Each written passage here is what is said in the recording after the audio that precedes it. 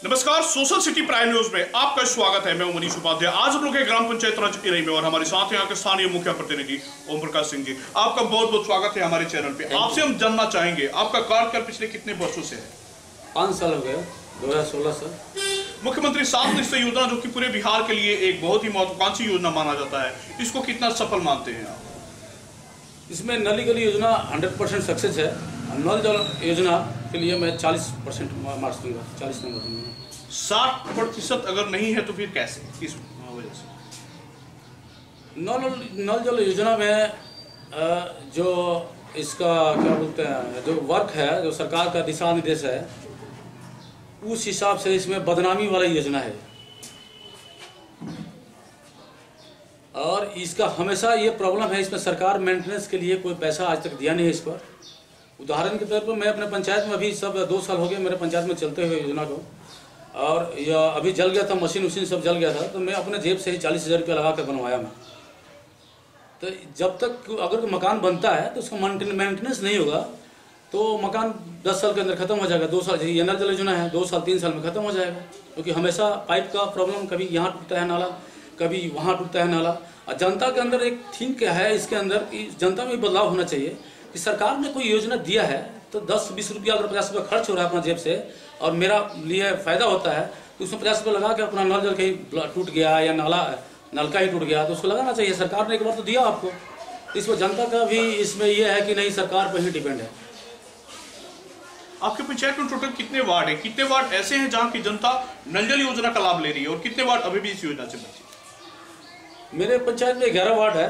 11 ward में नल जल योजना 7 निश्चय के थ्रू मेरे स्तर से 3 वार्ड में कराया हूँ। नल जल का 1, 2, 3 वो कंप्लीट है। उसके बाद एक है 11 नंबर पीएचडी के थ्रू, जो अभी 2019 में इसका पीएचडी के थ्रू दिया गया है इसको। उसके पहले मेरे पंचायत के अंदर पीएचडी का क्या बोलते हैं, जल मीनार है, पहले से ही है, आज से 30-35 साल पहले से, लेकिन आज तक उससे घर घर तक पानी नहीं पहुंचा हुआ। अभी कल 2 दिन पहले मैंने बुलाया था, एसडीओ साहब भी आए थे, जेई साहब भी आए थे पीएचडी के। इस पर डिस्कस हुआ कि मेरा 5 नंबर वार्ड में पानी के लिए ऊंचाई है, उसको पानी चढ़ता नहीं है वहाँ से, कि यहाँ पर व्यवस्था किया जाए पानी टंकी का। 5 नंबर वार्ड में 5 नंबर, 6 नंबर, 8 नंबर वार्ड जो ये पानी से वंचित है। नली गली योजना के अंतर्गत आपने अपनी पंचायत में लगभग कितने सड़कों का निर्माण कर? नली गली योजना के तहत मैं अपने पंचायत में समथिंग आपका कम से कम 40-50 योजना में लिया हूँ मैं। नली गली में योजना 40-50 योजना, मतलब हर वार्ड में 3, 4, 5, 6 योजना लेकर मैं लगभग मैं कोशिश किया हूँ जहाँ पर काम स्टार्ट हुआ है वहाँ उस जगह पर कोई काम नहीं बचे, वैसा मैं काम कराया हूँ। ऐसा नहीं है कि मतलब इतना ही काम करके छोड़ दो बोला फिर वहाँ पर रहेगा, नहीं, ऐसा नहीं कि मैं काम कराया हूँ। मैं जहाँ भी काम कराया हूँ वहाँ जनता को बुलाया हूँ और जनता से पूछा हूँ कि आपको कहाँ तक बनवाना है। उसके बाद जेई से बुलाकर नपवाया हूँ मैं, और उसके बाद एस्टीमेट बन के गया है, और उसके बाद जैसे मैं बोला हूँ जनता को छोड़ दिया हूँ, आपको जैसे करवाना है आप काम करवाइए।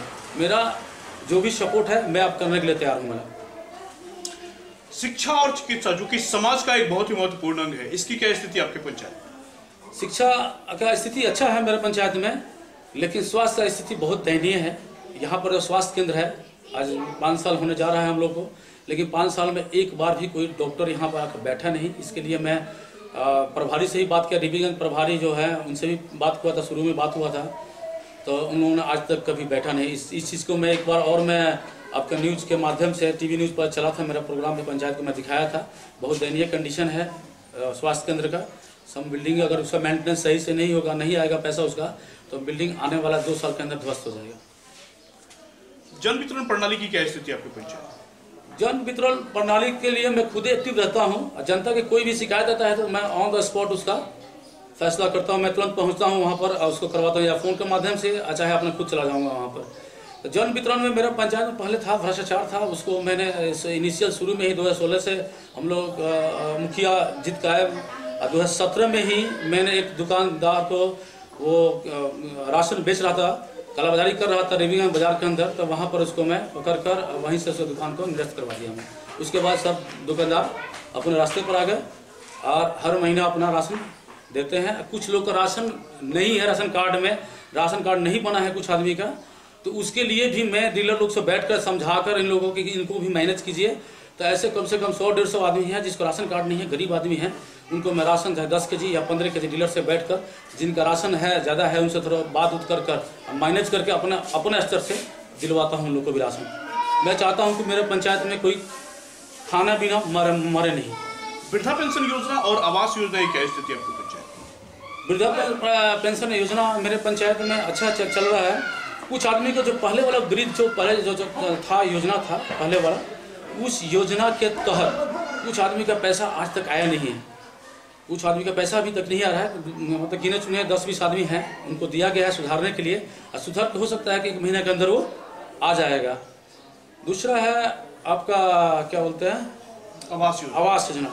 आवास योजना में मेरा प्रखंड में मैं 1 नंबर पर मैं चल रहा हूँ।